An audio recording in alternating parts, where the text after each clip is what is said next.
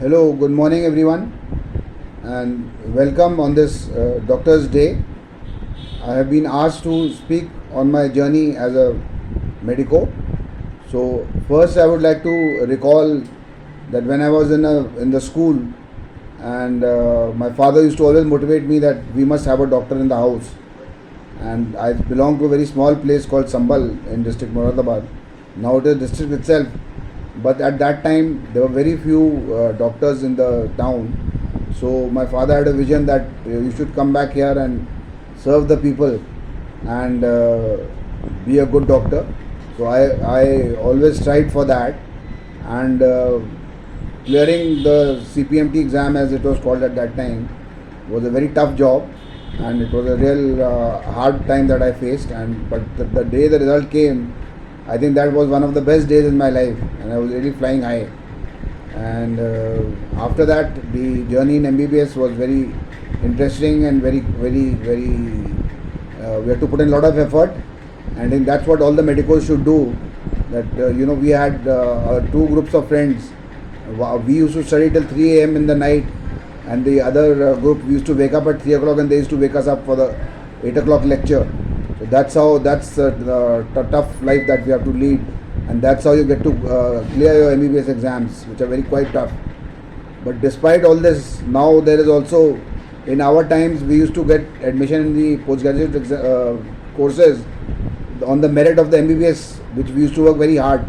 But somehow I don't know how the political and the judicial field, they have thought of something different, and now they have also started this NEET PG exam, which I feel is not absolutely, it's absolutely useless, and it takes out your energy during the internship period. Whereas we enjoyed our internship the most and we worked very hard. We used to always be in the emergency looking for newer patients and always learning and always trying to learn more and more.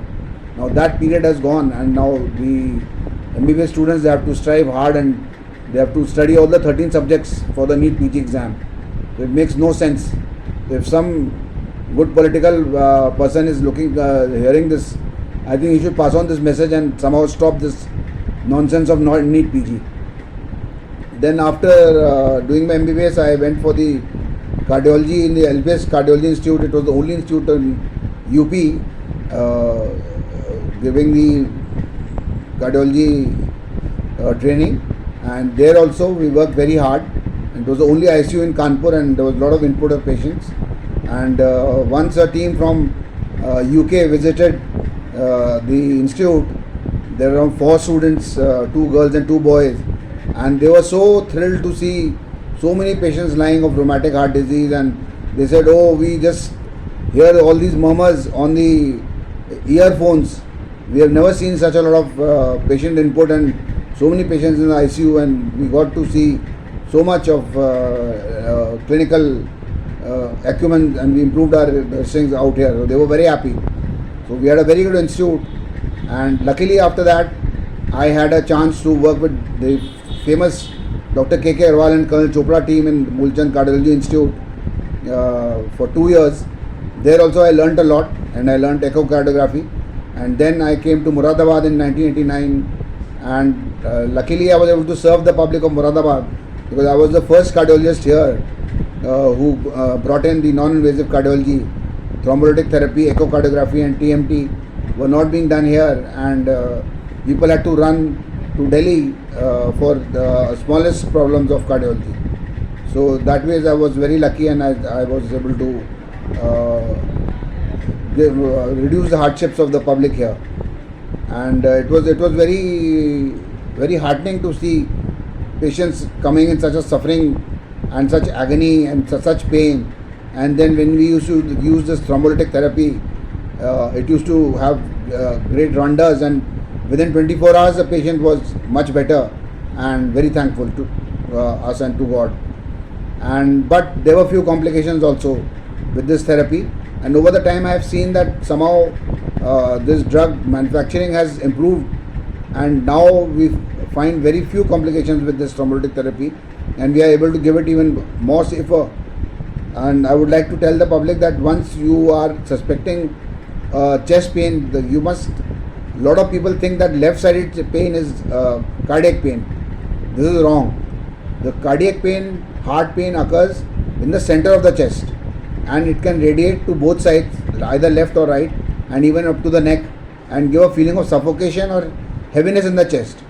If any of these symptoms come, you must go to a nearby doctor, and he should give you Ecosprin and clopidogrel of 300 milligrams loading dose, and sorbitate in your mouth, and some tramadol injection, and then you should be immediately shifted to a center where thrombolytic therapy or primary angioplasty is available. So because time means muscle, here time is very important. The more time you will lose to get the thrombolytic therapy, the more muscle of the heart will become will become dead, and it will not work forever. So this is very important, and I would like to thank everyone. The patient at a time, there was a time when this consumer forum business was it had become a sort of a business and a blackmail, and that time the doctors were also very afraid to touch the very serious patients. But now I find over the period that the doctor-patient relationship is improving again, and there is more faith in the doctor, and people are able to listen. But still, there is a lot of anxiety and a lot of panic amongst the attendants, and they want immediate result. Which they should understand that medical profession is not absolute. It is not perfect. There is a dilemma, and there is a God, and there is a being upstairs. He is the one who controls the whole human being and the life. And lot of things, you do the same treatment in the same person having almost same problems, they give different results. So lot of things are out of our control. The public must understand and not get agitated with small things, and even the judiciary should understand these problems the doctors face. Recently there was a train accident where healthy people died for no fault of theirs, and the government just paid them 10 lakhs.